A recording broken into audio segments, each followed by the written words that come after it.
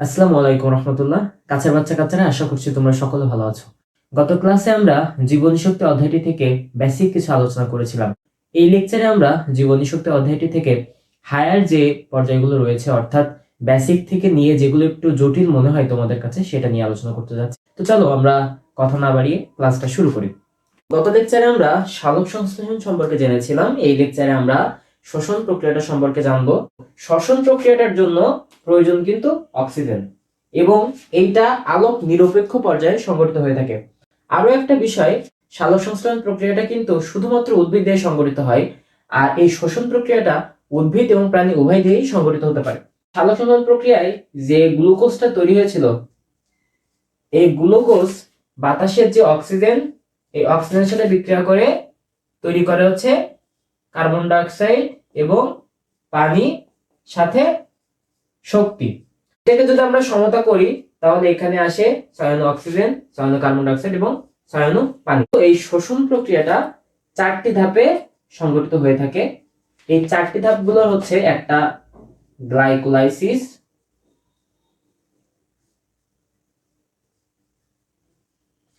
Acetyl Koi সৃষ্টি,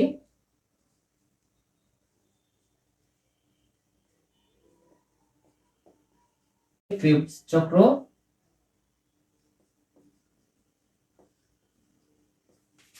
এবং আরেকটা হচ্ছে তোমাদের ইলেকট্রন প্রবাহতন্ত্র। এখন আমরা এই চারটা বিষয় সম্পর্কে একটু জেনে নেই। গ্লাইকোলাইসিসটা কেন বলা হয়? লাইসিস মানে হচ্ছে ভাঙ্গা, হ্যাঁ, গ্লুকোজ ভাঙাটাকে বলা হচ্ছে গ্লাইকোলাইসিস। এই ধাপে গ্লুকোজ থেকে দুই অণু পাইরুভিক অ্যাসিড উৎপন্ন হয়, এবং এখানে চার অণু এটিপি তৈরি হয়, যার থেকে দুই অণু এটিপি ব্যয় হয়ে যায়। তাহলে থাকছে কয় অণু বলতো? মূলত দুই অণু এটিপি কিন্তু থাকছে, এবং এখান থেকে দুই অণু NADH2 তৈরি হয়। এবার আমরা পরের ধাপে আসব। এই এসিটাইল কোয়ে সৃষ্টি, এইখানে গ্লাইকোলাইসিস থেকে যে দুই অণু আমাদের পাইরুভিক অ্যাসিডটা তৈরি হচ্ছিল, এই দুই অণু পাইরুভিক অ্যাসিডটা থেকে এই যে এসিটাইল কোয়ে এনজাইম তৈরি হয়। কি বললাম বলতো? এই যে পাইরুভিক অ্যাসিড থেকে কি তৈরি হচ্ছে? এসিটাইল কোয়ে তৈরি হচ্ছে, হ্যাঁ। এবং এখানে দুই অণু NADH2 তৈরি হচ্ছে, এবং আরো তৈরি হচ্ছে এখানে দুই অণু কার্বন ডাই অক্সাইড। এবার আমাদের ক্রেবস চক্র, এই ধাপটা ছয় অণু NADH2 তৈরি হয়, এবং দুই অণু FADH2, চার অণু কার্বন ডাই অক্সাইড, দুই অণু GTP তৈরি হয়। এবার ইলেকট্রন প্রবাহতন্ত্র, এই ধাপে আমাদের এক অণু NADH2 তৈরি হচ্ছে, এবং এক অণু FADH2 তৈরি হচ্ছে, এবং এক অণু GTP তৈরি হচ্ছে। দেখো, আমরা এই যে ইলেকট্রন প্রবাহতন্ত্র, ক্রেবস চক্র, এসিটাইল কোয়ে সৃষ্টি এবং গ্লাইকোলাইসিস, এই চারটা ধাপ সম্পর্কে জানতে পারলাম, কিন্তু আমরা কি এটিপি সম্পর্কে জানতে পেরেছি? না। এই এটিপি জানার জন্য আমাদের বেসিক একটা ধারণা বা সূত্র আকারে আছে, সেটা আমরা জানবো। এক অণু NADH2 মানে তিন অণু এটিপি, এক অণু FADH2 মানে দুই অণু এটিপি, এক অণু GTP মানে হচ্ছে এক অণু এটিপি। আমাদের এখানে তৈরি হচ্ছিল কত বলতো? দুই অণু এটিপি, খরচ হয়ে যাওয়ার পর দুই অণু এটিপি কিন্তু এখানে থেকে যাচ্ছিল। এবার দেখো, এবার এখানে আরো উৎপন্ন হচ্ছিল কি বলতো? দুই অণু NADH2। এই NADH2, ওই যে এক অণু NADH2 মানে কত বলতো? তিন অণু এটিপি। তাহলে দুই অণু হলে কয়টা হবে বলতো? ছয় অণু এটিপি, আট অণু এটিপি কিন্তু গ্লাইকোলাইসিস ধাপে আমাদের তৈরি হচ্ছে। এবার আসি আমাদের দ্বিতীয় যে বিষয়টা, আমরা এক অণু NADPH2 সমান কত জানি? তিন অণু এটিপি। তাহলে তিন দুগুণে কত হয়? ছয় অণু এটিপি তৈরি হচ্ছে। এবার আসি আমরা ক্রেবস চক্রে। দেখো, এক অণু NADPH2 সমান কত জানি বলতো? তিন অণু। তাহলে এখানে কয় হচ্ছে? ছয়টি, তিন ছয় কত? 18টি এটিপি। এবার এক অণু FADH2 সমান কত জানি বলতো? দুই অণু এটিপি। তাহলে কি কত অণু হবে? এটা চার অণু এটিপি। এবার দেখো, আমরা টোটালি কত পাচ্ছি? 22 অণু এটিপি পাচ্ছি কিন্তু এখান থেকে। আরো দেখো এই যে 1 অণু জিটিপি সম্পর্কে আমরা কত জানলাম, 1 অণু এটিপি।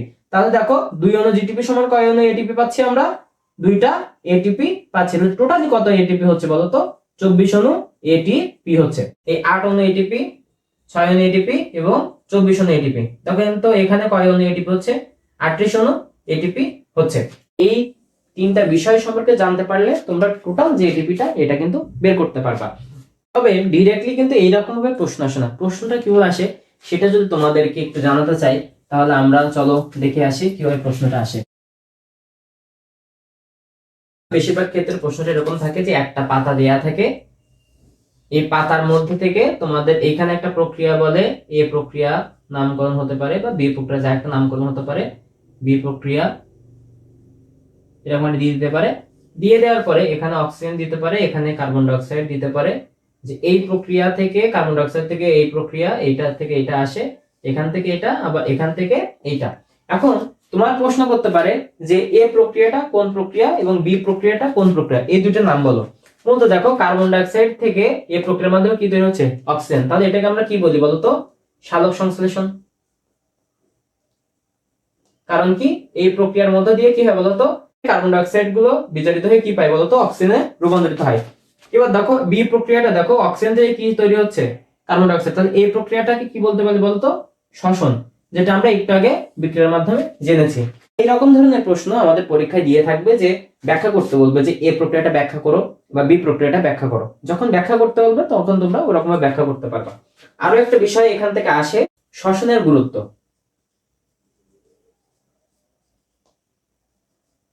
তো আমরা যদি সহজভাবে লিখতে পারি, তাহলে আমরা একটু একবারে লিখে দেই যে শ্বসন প্রক্রিয়া কি হয় বলতো, শক্তি উৎপাদন হয়। কি হয় বলো, শক্তি উৎপাদন হয়। এবং উদ্ভিদের বৃদ্ধি, ক্ষয়পূরণ, এগুলো কি শক্তি যখন আমরা পাচ্ছি বা উৎপাদন যখন আমরা করছি, তখন এই শক্তিটা উদ্ভিদের যে দৈহিক বৃদ্ধি, ক্ষয়পূরণ, এগুলো কিন্তু এই শ্বসন প্রক্রিয়ায় সংগৃহীত হয়ে থাকে। ক্ষয়পূরণ, তারপরে উদ্ভিদের বৃদ্ধি, এই প্রক্রিয়ার মধ্যে দিয়ে হয়ে থাকে। আরো একটা যদি বলি যে কাজ বললাম, তাহলে কি শারীরবৃত্ত কাজ।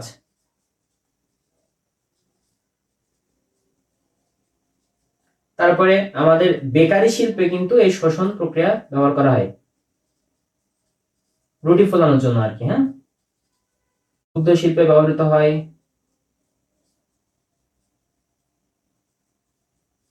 মূল যে প্রক্রিয়াটা যেটা নিয়ে আমরা আলোচনা করতেছি, অর্থাৎ কার্বন ডাই অক্সাইড তৈরি, যেটা ব্যবহার করে কি হচ্ছে বলতো, উদ্ভিদ খাদ্য তৈরি করতেছে। কোন প্রক্রিয়ায়, সালোক সংশ্লেষণ প্রক্রিয়ায়।